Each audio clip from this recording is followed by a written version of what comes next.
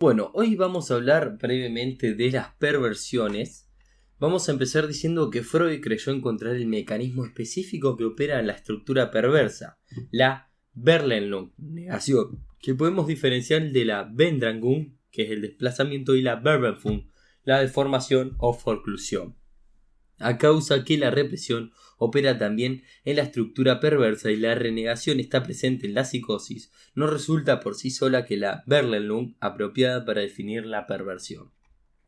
La renegación de la castración tendría para Freud un origen edípico. El perverso estaría fijado a fines sexuales pregenitales. El paso a la plena organización genital, que supone la superación del complejo de Edipo y la asunción de la castración, no podría o no tendría en realidad una salida normal debido a una fijación libidinal patógena en la etapa pregenital.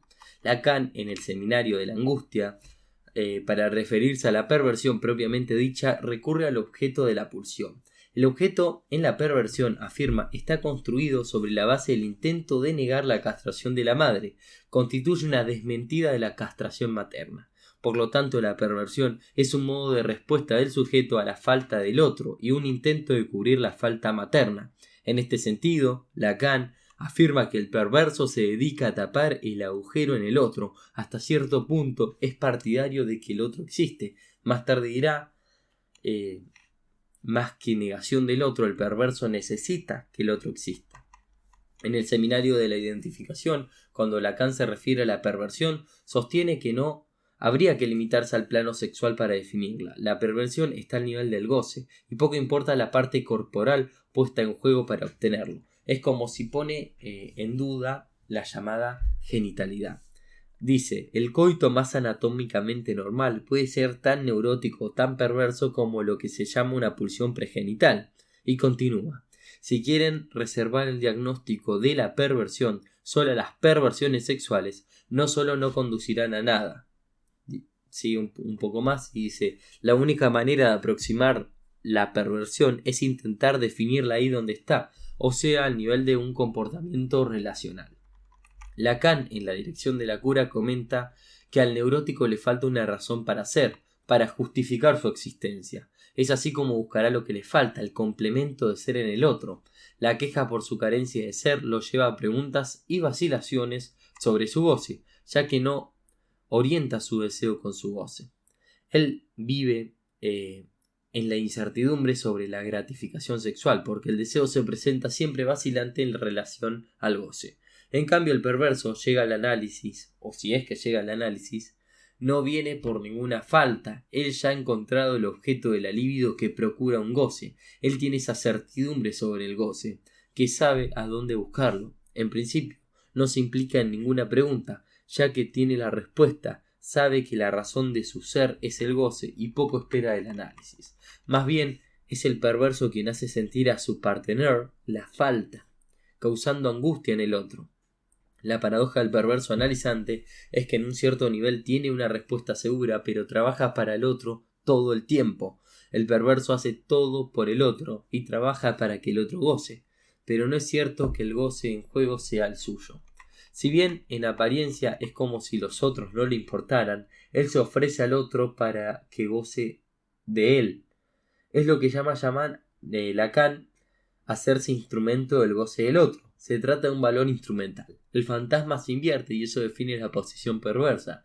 Si no hay inversión, estamos frente a una neurosis. Desde su posición certera y firme, se sitúa en el lugar de la causa. Él se convierte en objeto del goce del otro. Por eso, él está en posición de objeto.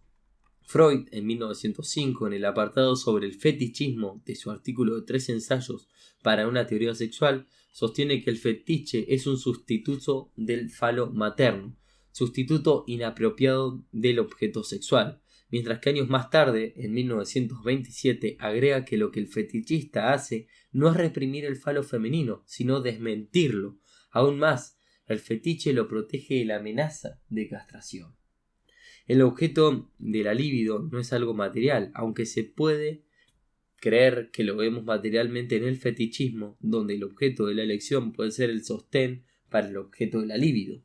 Por su parte, Miller comenta un ejemplo en el que el objeto de la elección puede ser una mujer de tacones altos. Si bien el objeto elegido es la mujer de tacones altos, si luego solo son necesarios los tacones altos para producir satisfacción, serán estos un objeto fetiche. Es una sustitución y ese fetiche es condición de goce sexual del objeto de la elección. Lacan recurre al fetiche para referirse al objeto causa de deseo y para establecer la condición de la posición perversa. En la perversión, el objeto está velado y representado justamente a través del fetiche. Si esta condición no se da, no se puede definir una posición perversa. O sea, para que sea perverso tiene que haber un fetiche, un objeto en posición de fetiche. O sea, el objeto está velado y se representa a través del fetiche. Entonces, la tesis de Lacan es que el perverso encarna el objeto por vía de un fetiche, siendo la condición que encarne el sujeto, y ante la pregunta ¿qué es en el deseo? Un objeto fetiche que se encuentra en lugar de la causa, el fetiche tiene que estar, y es lo que le permite ser amo de esa posición. Ya en la psiquiatría, al describir esas anomalías sexuales, se presenta al fetichista como alguien que cuenta con uno o varios objetos fijos que hacen la condición erótica. Lacan hace una salvedad, afirma que si bien el fetiche fijo, el partenaire puede no serlo, puesto que cuando no logra que el otro goce en la escena, comienza con la búsqueda de otro, lo cambia.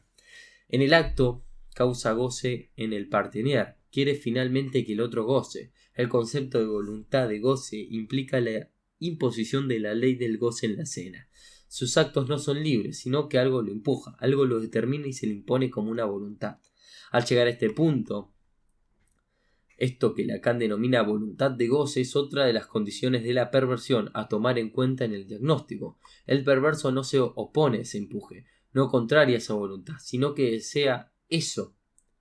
Este o esta no es sino una certidumbre de que dispone del discurso infalible para hacer gozar al otro, y en eso consiste su voluntad de goce. De este modo, al ejercer la voluntad de goce en el partener, se trata de producirle esa división subjetiva al otro.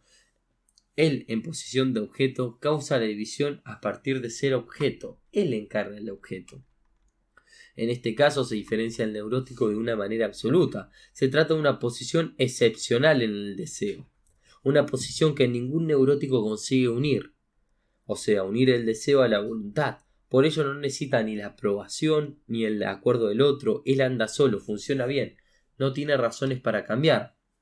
Él es como una roca, dice Lacan, ya que no se avergüenza, no se ruboriza, no tiene sentimiento de culpa. No tenemos más que recordar que el neurótico no tiene una respuesta al goce. Él resulta siempre faltante, en déficit y produce síntomas por doquier.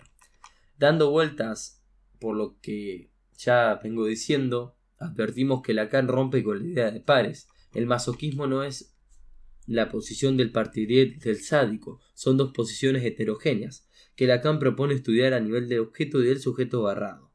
Uno no es el revés del otro, porque un perverso, por todo lo dicho antes, no puede ser partenaire de otro perverso, ya que no puede producir su división subjetiva, es indivisible. Diríamos que son relaciones asimétricas, o en términos freudianos, ninguna pulsión comporta el recorrido inverso de la otra. El sádico no es partenaire del masoquista, ni el exhibicionista del voyeurista. Por tanto, los perversos no se dividen y necesitan producir en el otro la división subjetiva, causando angustia en el compañero. El esfuerzo de Lacan radica en encontrar en las distintas posiciones perversas, sadismo, masoquismo, exhibicionismo, voyeurismo, las mismas condiciones, que el objeto sea representado por un fetiche y la imposición de la voluntad de goce. A la variación de estas distintas presentaciones las encontrará en distintos recorridos fantasmáticos. Lacan plantea que el perverso pretende fundar la relación sexual que no hay con la ayuda de su fantasma, que utiliza para captar el goce de su compañero sexual y así verduguea al otro, lo somete, lo exhibe, etc. El tipo de perversión será el modo en el que busca hacerse instrumento del goce del compañero sexual. Resulta que el neurótico también puede llegar a decir te hago lo que quiero, pero una vez en la escena se angustia, se inhibe a diferencia de quien, del perverso, que decididamente se sostiene en eso, sin detenerse en justificaciones como puede hacer el neurótico. Miller opone la voluntad de justificación del neurótico a la voluntad del goce del perverso. Precisamente, este no escucha lo que el otro le demanda. No hay nada más que lo que impone. Esa es su pasión, su voluntad de goce. Estructura del fetichismo. La interposición de una relación de amor en la perversión se da de una manera particular. Lacan a esta altura toma el fetichismo como la estructura de la perversión, entendiendo que algunas modalidades de la perversión pueden ser el fetichismo, el sadomasoquismo, el exhibicionismo, entre otros. Entre todos estos, el fetichismo es el más paradigmático de todos y es el más común, y además será cual nos ayude a entender esta perversión. El fetiche representa al falo como ausente, al falo simbólico. Entonces es un símbolo, es un significante, representa algo que no está. En la perversión se ingresa un velo en interposición entre el sujeto y el objeto. Esto quiere decir que en toda relación de amor hay algo del orden de una función de interposición, porque se ama algo que está más allá del objeto amado. En la perversión eso se materializa, se imaginariza, bajo la presencia de un objeto que es un significante. En la relación perversa, fetichista, aparece un velo entre el sujeto y el objeto. Esto quiere decir que el velo que vela como cortina permite que lo que se proyecta como una falta, como una nada, en realidad se proyecte, se materialice en la cortina como una imagen. Lacan habla de la cortina, que si vemos una cortina siempre suponemos que del otro lado hay algo. No vemos lo que tapa, pero suponemos que hay algo que está tapando. Tiene una función de presencia y de ausencia a la vez, dándole consistencia a eso que falta. Sobre el fetichismo se proyecta y se imagina una presencia y una ausencia. ¿Cómo se relaciona el fetiche con un significante y con la castración? Como el fetiche es la presencia de algo, que es a la vez una marca de lo que no está, según Freud retomando a Lacan, esta es la función del fetiche, una manera de denegar, de desmentir la castración, es decir, un significante que va en lugar de una ausencia. Por eso Freud caracteriza al fetiche como un monumento, porque los monumentos están para conmemorar algo, pero en realidad suplen una ausencia, a la vez que señalan la ausencia, marcan presencia. Entonces el fetiche tiene una doble ausencia, a la vez que aparece como un objeto, esto de Freud, o como un significante en Lacan, es decir, que tiene que estar, lo hace para desmentir o denegar la castración, es decir, la falta del falo. Por eso Lacan dice que sobre el velo hay una especie de captura imaginaria, se captura una imagen de eso que no está. Sobre el velo es donde el fetiche dibuja lo que falta más allá del objeto, es decir, que suplanta la falta, no hay soporte de la falta. Justamente los perversos siempre logran tapar la falta mediante un fetiche. ¿Y cómo es el otro en la perversión? La posición perversa lo que hace es un trabajo fundamental dirigido a mantener la no barradura, la no falta del otro. Por eso es que gracias a este desarrollo de Lacan va a proponer luego como paradigma de la perversión no tanto el fetichismo, sino más bien al masoquismo, porque allí se muestra muy bien la posición instrumental en relación con mantener la completud de trabajar al servicio de la omnipotencia del otro. Pero sabemos que en realidad está destinado a tapar la falta en el otro. Bueno, eso fue todo por hoy. Espero que les haya gustado. No olviden dejar su like, su me gusta, suscribirse y nos vemos en el próximo video.